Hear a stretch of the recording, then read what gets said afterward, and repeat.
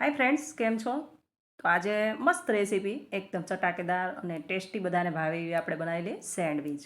તો અહીંયા ગ્રીન ચટણી માટે મેં ધાણા લીધેલા છે ફ્રેશ, થોડી મરચી, આદુના ટુકડા, કોપરાનું છીણ થોડું સૂકું અને આપણે પીસવા માટે થોડું પાણી, ખાંડ, લીંબુનો રસ અને મીઠું. બરાબર આ મિક્સ કરી અને જેવી તમારે ટેસ્ટ જોતો હોય એવી આ ચટણી તમે બનાવી શકો. તો ગ્રીન ચટણી આપણી તૈયાર છે. અને હવે આપણે સેન્ડવિચ બનાવવા માટે બટેટા અને બીજા અન્ય મસાલા, અન્ય શાકભાજી મિક્સ કરીને એક સ્ટફિંગ બનાવીશું.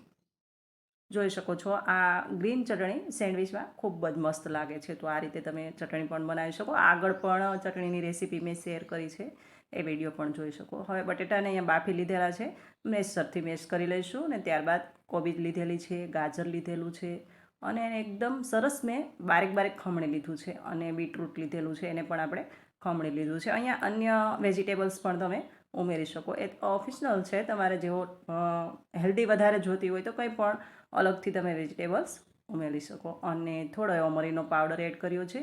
અને આ ટાઈમ પર આને બરાબર મિક્સ કરી લઈશું હાથથી. અને મીઠું બિલકુલ એડ નથી કરવાનું, કારણ કે નમક એડ કરશો તો મસાલો પાણી છોડશે. હવે આમાં ગ્રીન ચટણી, આ બ્રેડ લીધા છે. અહીંયા તમે બ્રાઉન બ્રેડ પણ લઈ શકો અને વ્હાઈટ બ્રેડ પણ લઈ શકો. મેં વ્હાઈટ બ્રેડ લીધા છે અને ઉપરથી આપણે ગ્રીન ચટણી લગાવી દઈશું. હવે આ બંને બ્રેડ પર હું ગ્રીન ચટણી લગાવીશ ને બે બ્રેડ પર આપણે લગાવીશું માયોનીઝ. અને વચ્ચે આપણે જે સ્ટફિંગ બનાવ્યું એ ભરી દઈશું. એકદમ ઇઝી છે, ફટાફટ બની જાય છે અને વધારે મસાલાની ઝંઝટ પણ નથી. હવે આપણે આ મસાલાની અંદર નમક બિલકુલ એડ નથી કર્યું. તો આ ટાઈમ પર તમારે ટેસ્ટ આપવા માટે નમક તો એડ કરવું જ પડશે.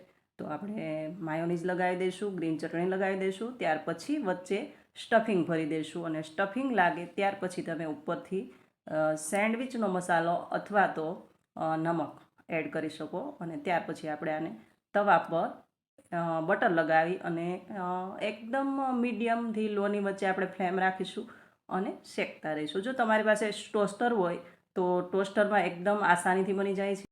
અને જેવી આપણે બહાર મળે છે ને એવી જ આપણે ક્રિસ્પી લાગે છે. અને આમાં શું થશે, તવા પર તમે બનાવશો એટલે લુક વાઇઝ તો તમને બ્રાઉનેશ થઈ જશે, થોડી ક્રિસ્પી પણ થશે.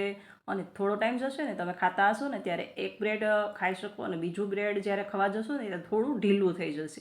એટલે ટોસ્ટરમાં અને તવામાં આટલો ડિફરન્ટ હોય છે. હવે તમારી પાસે જો ટોસ્ટર હોય ને તો એમાં પણ કરી શકો, કારણ કે ટોસ્ટરમાં જે સેન્ડવિચ બનશે ને એ એકદમ ક્રિસ્પી ને ક્રિસ્પી રહેશે. અને આ થોડું ઢીલું થઈ જાય છે, કારણ કે આમાં આપણે એક માયોનીઝ એડ કરી છે ને ત્યાર પછી આપણે ઉપરથી આ સ્ટફિંગ ભર્યું, મસાલો એડ કર્યો અને ત્યાર પછી આપણે ચીઝની આખી સ્લાઇસ મૂકીશું. એટલા માટે જ્યારે ચીઝ મેલ્ટ થાય છે અને આપણે તવા પર બનાવી છે તો થોડી લુકવાઇઝ તમને લાગશે કે એકદમ ક્રિસ્પી છે, પણ થોડો ટાઈમ જશે ત્યારે આ ટોસ્ટર કરતાં તો તમને ડિફરન્ટ દેખાશે, થોડી ઢીલી પડી જશે. એટલે મારા ખ્યાલથી ટોસ્ટરમાં થોડી વધારે સારી બને છે.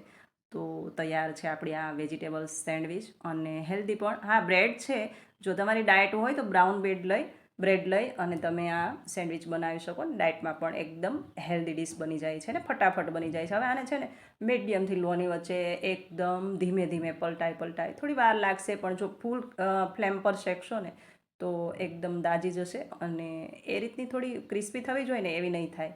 અને એકદમ બ્રાઉન કલરની થાય ત્યાં સુધી આપણે ધીમે ધીમે શેકી લઈશું.